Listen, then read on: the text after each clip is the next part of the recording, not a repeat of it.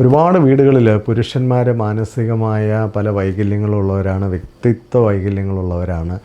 അവർ ഭയങ്കര ദേഷ്യം കാണിക്കുക, വീട്ടിൽ ആരോഗ്യപരമായി ഇടപെടാതിരിക്കുക, നല്ല ആശയവിനിമയം ഇല്ലാതിരിക്കുക, മറ്റുള്ളവർ പറയുന്നതൊന്നും കേൾക്കുകയോ മറ്റുള്ളവരൊന്നും മനസ്സിലാക്കി ഇടപെടുകയോ ചെയ്യാതിരിക്കുക.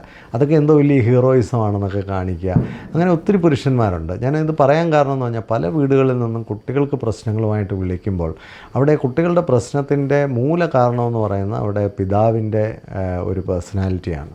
പലപ്പോഴും കുട്ടികളെ മനസ്സിലാക്കാതെ അവരുടെ മേൽ അഗ്രസ് ചെയ്യുകയും വീട്ടിലൊക്കെ ഭയങ്കര ദേഷ്യം കാണിക്കുകയും പലതരത്തിലുള്ള വൈകല്യങ്ങൾ കാണിക്കുകയൊക്കെ ചെയ്യുക. ഇത് ഭാര്യ കുറേ കാലമൊക്കെ സഹിച്ച് മുമ്പോട്ട് ജീവിച്ച് കാണും. പക്ഷേ കുട്ടികളുടെ കാര്യം വരുമ്പോൾ അവരധികം സഹിച്ചു എന്നൊന്നും വരില്ല. മാത്രമല്ല, കൊച്ചു കുട്ടികളാകുമ്പോൾ അവർ പെട്ടെന്ന് അതിൽ തളർന്നു പോകാനൊക്കെ സാധ്യതയുണ്ട്, രോഗികളായി പോകാനുള്ള സാധ്യതയുണ്ട്.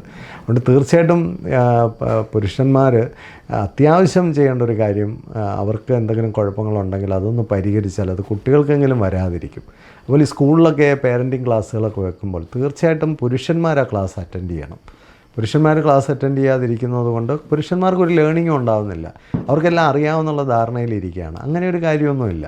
ഇന്ന് ഒരാൾ എന്നെ വിളിച്ചു, മോനെക്കുറിച്ചുള്ള കാര്യം ചോദിക്കാൻ പറയുമ്പോൾ തന്നെ ഡോക്ടർ സോ ആൻഡ് സോ എന്ന് പറഞ്ഞുകൊണ്ടാണ് തുടങ്ങുന്നത്. ഞാൻ ചോദിച്ചത്, താങ്കൾ മെഡിക്കൽ ഡോക്ടറാണ്? അപ്പോൾ മെഡിക്കൽ ഡോക്ടറല്ല, ഏതോ കോളേജിലെ ഒരു പ്രൊഫസറാണ്. കോളേജിലെ ഒരു സാധാരണ പ്രൊഫസർ ഡോക്ടർ എന്നൊന്നും ചേർത്ത് പരിചയപ്പെടുത്തേണ്ട കാര്യം പോലും ഇല്ല. കാരണം എന്നെ വിളിക്കുന്നത് ഒരു പേരൻ്റ് എന്ന നിലയിലാകുമ്പോൾ തീർച്ചയായിട്ടും അതിൻ്റെ ആവശ്യമില്ല.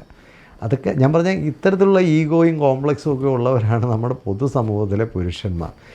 സ്ത്രീകൾക്ക് കുഴപ്പമില്ല എന്നുള്ളതല്ല, പക്ഷേ പുരുഷന്മാരുടെ പ്രശ്നങ്ങൾ പലപ്പോഴും പരിഹരിക്കപ്പെടുന്നില്ല. സ്ത്രീകളെ ഒരുവിധമെങ്കിലുമൊക്കെ നമുക്ക് സ്വാധീനിച്ച് മാറ്റങ്ങളിലേക്കൊക്കെ നയിക്കാൻ കഴിയുന്നുണ്ട്.